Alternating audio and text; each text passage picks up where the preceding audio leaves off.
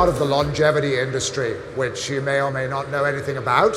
As Jim tells us, it's a growing market, very exciting. It will be the biggest market in the world at some point in time because everybody needs something done about aging at some point.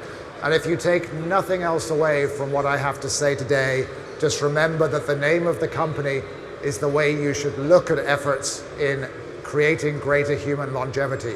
If you're doing something in aging and you can't point to exactly what it is that you are repairing, then maybe you're not actually doing anything useful at all. So Repair Biotechnologies it is. And what we do, in short, which I will say more about, is that we produce macrophage cells, a type of immune cell that break down cholesterol, and this is actually a very good approach to treating atherosclerosis, the root cause of heart attacks and stroke that kill a quarter of humanity at the present time.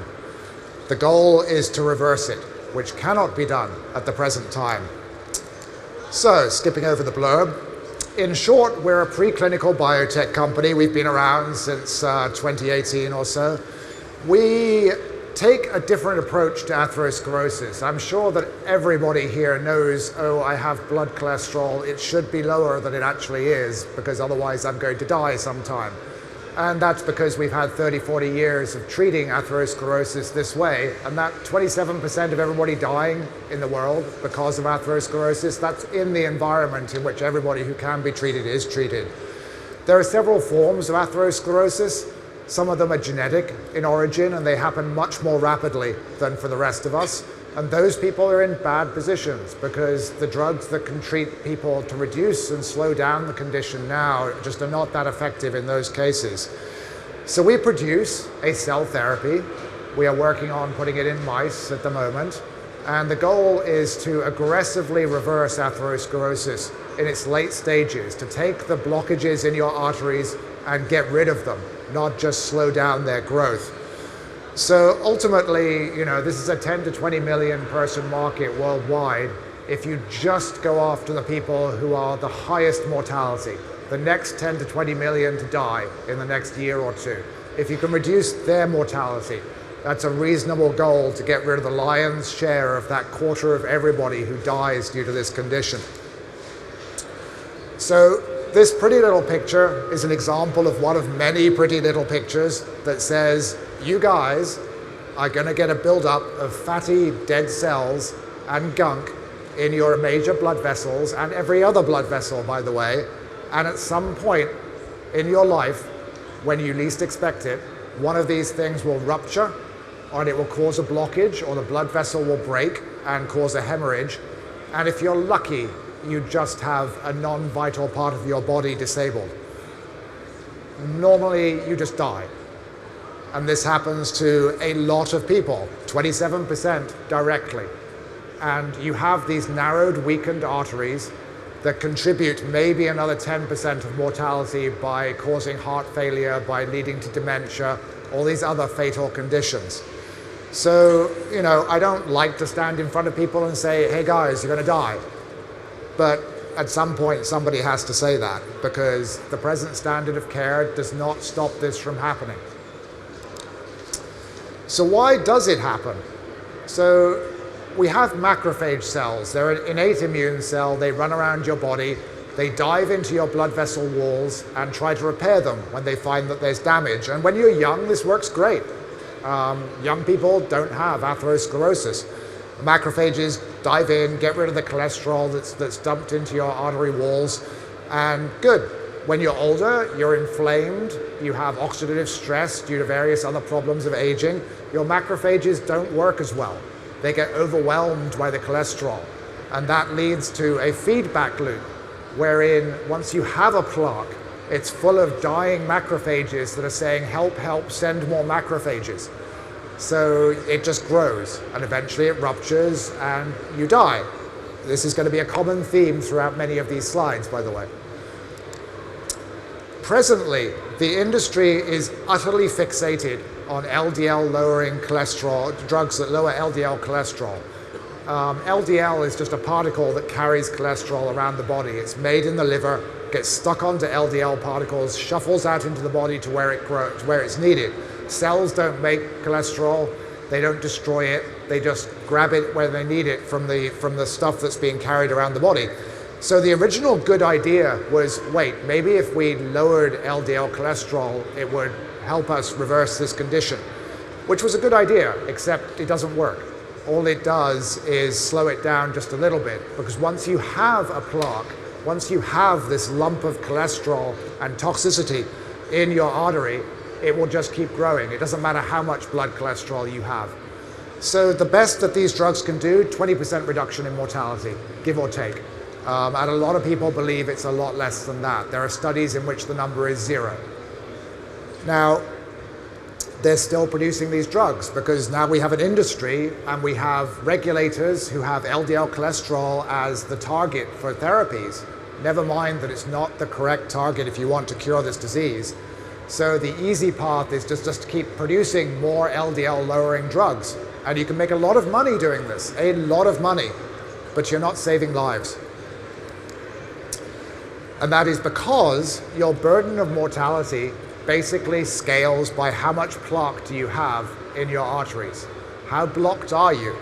And that really has very little to do with, in the short term, with what your blood cholesterol is doing. So if you want to give someone with a lot of plaque a new lease on life and more years, what you have to do is reverse the plaque that exists. You have to get rid of it. You have to fix it. And right now, the only thing they can do is the blunt physical process of putting stents in a person. And you can't do that throughout the body. So there's very little. If the poor people who have heterozygous familial hypercholesterolemia, they don't get told this isn't a discovered disease. What happens is you have a heart attack in your 40s, you go to your doctor and he says, I'm sorry, you have 10 years to live because one of your genes is mutated. And there's no treatment that can help these people have a longer life because statins will not slow it down enough. We need something that actually reverses the plaque. So incentives. We have this little line of over time, starting with statins, going down to the latest thing from Regeneron, which is these ANGPTL3 inhibitors. They all work by reducing LDL cholesterol, which means they don't actually work all that well. There's 20% reduction, mortality reduction at best, and I can guarantee you that the $450,000 a year that somebody's going to be paying for these latest drugs, they're not doing any better than statins when it comes to mortality reduction. The only difference is maybe there was somebody who was intolerant to statins that can now use this drug. And statins that give you this modest mortality reduction, 150 billion a year. It's crazy. Imagine what drugs that work will do in terms of a market and the size of the company that was actually first to get out there. So what do we do after telling you all of that? So we developed this thing we call the Cholesterol Degrading Platform, which is made up of cholesterol degrading proteins. We're big believers in the label should say what it does. So CDP is a set of genes we can put into a cell, any cell, and that cell can then safely eliminate excess cholesterol by converting it into a catabolite that's quickly removed from the cell and removed from the body. It's very safe, exceptionally safe, in fact. And that macrophage cell, if we did it with a macrophage cell, is now largely invulnerable to the toxic cholesterol-laden plaque environment. So it will not die. It will not say, help, help, send more macrophages. And that is how you fix this problem. You don't look at LDL cholesterol in the bloodstream. You look at what the macrophages are doing in the plaque and try to make them act in the same way as they did when you were young and you didn't have cholesterol problems. The beauty of what we're doing here is that it's highly translatable. We can make it work in cells in a dish, in mice, any cell that's mammalian. If you put the CDP into the cell, it will do exactly the same thing. It will take the excess cholesterol, break it down, release the catabolite. These two types of cells here, 293Ts, are actually a sort of workhorse kidney cell that researchers use to test everything just because they're very easy to work with. U937s are a type of human macrophage cell lineage, and it does exactly the same thing in these two radically different cells, as well as a whole bunch of other different cells that we would try to actually to do this in. And the cells are fine. The cells are happy. That's what we want to see. The point of doing this is illustrated in a dish in this example here. So ROR264 are another type of macrophage. In this case, they're mouse macrophage cells. What we did is we took some 264s and we took some originals and we took some and we gave them our CDP, and then we doused them both in fluorescently labeled cholesterol. You can make cells very, very unhappy by giving them a lot of cholesterol. The ones on the left are turned into foam cells or are turning into foam cells because they cannot cope with this cholesterol. You overwhelm them. They are cells that are intended to deal with cholesterol, but if they come across too much of it, they get stuck in there. And these little green dots are little droplets of cholesterol. And it's why they're called foam cells, because they have a foamy appearance with these droplets of cholesterol that you can visualize in green fluorescence here. The cells on the right, they're full of our CDP. They just consumed that cholesterol. They got rid of it. They're perfectly happy. And that's what we want to do inside people's arteries. Make your macrophages happy and productive because they will dismantle your plaque. So, currently our focus is doing this via a cell therapy to actually take cells and inject them into people. And we're doing that in mice right now. And the best way to do this, from a point of view of finance and technical feasibility, is to take induced pluripotent stem cells, iPSCs, and then change those cells such that you knock out the factors that make them rejected by a different person. So you have a universal cell line. Then this is a very widely developed, there's some very big companies that are working on this, and they're interested in what we're doing because they want applications for their universal cells. So then we take the iPSCs that are universal and we put our CDP in them, and then we turn them into macrophages. The reason for doing it this way is that macrophages are highly sensitive because they're immune cells. If you try to mess with a macrophage, it will become very angry and aggressive, and that's exactly the sort of thing you don't want to stick in someone's body. But if you do it this way, you get regenerative anti-inflammatory macrophages that are, and a very robust manufacturing process, and ultimately, hopefully, a therapy that doesn't cost much more than $10,000 per use once it's out there. If you were manipulating a patient's own cells, like the CAR-T cancer therapies, you'd be looking at $500,000 per treatment. It's very hard to do that.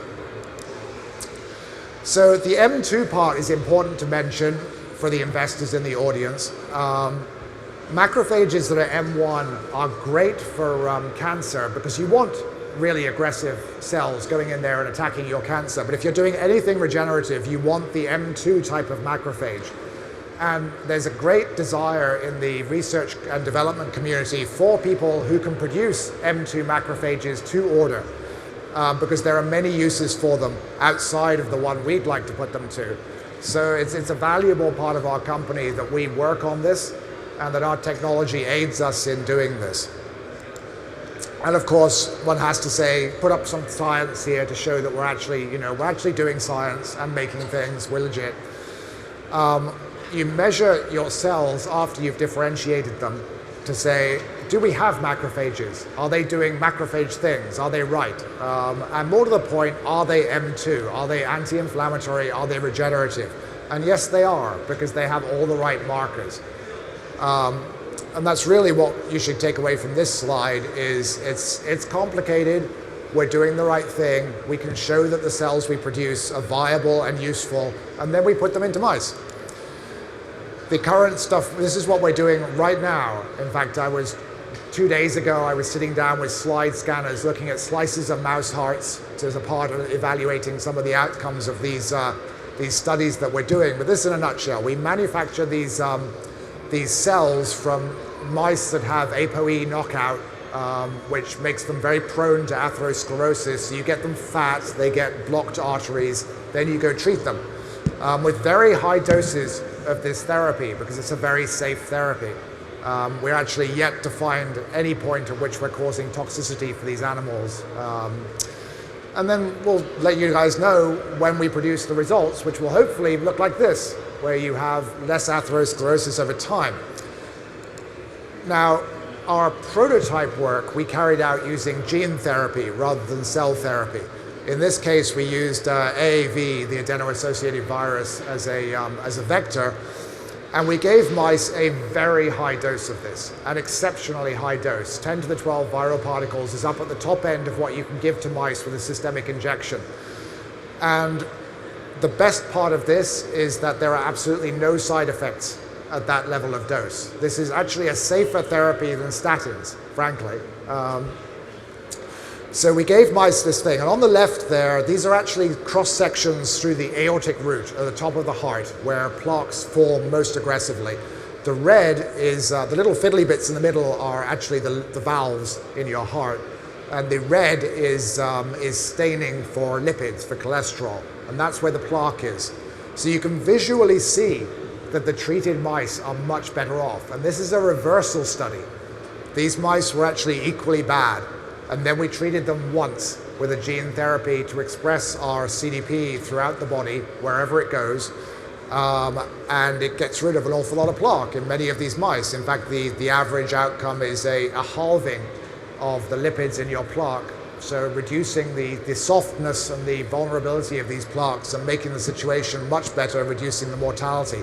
This is a very compelling technology demonstration. I know you guys are probably not familiar with the inside baseball of who got what done in the industry, but this is a very large number to be achieving safely and quickly using any approach. So again, something aimed at investors, because somebody comes along and says, well, you have a $10,000 therapy you're proposing. You can't give that to everybody, and that's true. You can't. So you start small, because cell therapy is not trivial. You have to do a lot of work to get it out there. So the homozygous familial hypercholesterolemia is the orphan indication variant of atherosclerosis. It's the one that's actually easy to identify, because the only thing that goes wrong in these patients, other than they die at age 30, is that they have skin lesions. And the skin lesions where cholesterol deposits are very easy to see when they're young. But these guys don't really have an awful lot of choice as to what they can do other than die at 30 or undergo incredibly expensive treatments. But it's a very good market to start off in, because as soon as we've demonstrated that what we have works in that condition, we know that it works for ordinary older people with atherosclerosis. It can immediately be used off-label. So we scale up through these different markets, through the different groups of people, and eventually to maybe 10 to 20 million of the worst patients with the worst mortality in the world. And that's how you take the lion's share of the quarter of humanity that dies due to this condition and stop them dying. We'll skip that one because it's just a recapitulation. I like showing this one because that little three-word phrase, which is possibly the best three-word phrase in the world, no cash milestones. We're very proud of this deal we have with the university. We were the first group to put this into mice. Nobody knew that this was as safe as it was when we licensed this technology. So we own this field. Our patents cover the use of this for most conditions in which it can be used. And the patent that we exclusively licensed from the University of South Alabama really only covers the core mechanisms of the condition. So us in a nutshell, me, you probably know everything you care to know about me after listening to me ramble for 30 minutes, 20 minutes. Bill, my co-founder, has a business background. I'm a patient advocate. Morad is our chief scientific officer. He's Pfizer, he's Harvard, he was a PI, he's cardiometabolic science. He's a friend of the inventor, so he knows our technology quite well. Bobby Kahn is an atherosclerosis physician.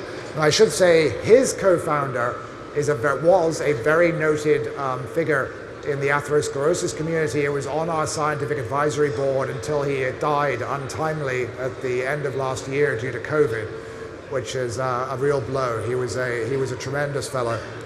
Our scientific advisory board includes the inventor of the technology. Andrew and Babak are luminaries in their fields for cardiovascular disease and liver disease, and I won't say anything about the liver stuff other than some people have a lot of fat in their liver, and we're in the business of breaking down cholesterol. It's sort of, the story tells itself. And Graham is our advisor on all things immunological. We work with macrophages. It's kind of like working with children or animals. Don't do it unless you know what you're doing. And this is a great team that we have here. And on that note, I will say thank you for listening to me ramble with 9 seconds left to go. Very good timing indeed. So we have got time for a couple of questions actually, but let's have a bit of applause first of all. Absolutely, thank you for that. So we've got time for a couple of questions. So can you perhaps just first of all tell us what is the status of this company? Where does it operate?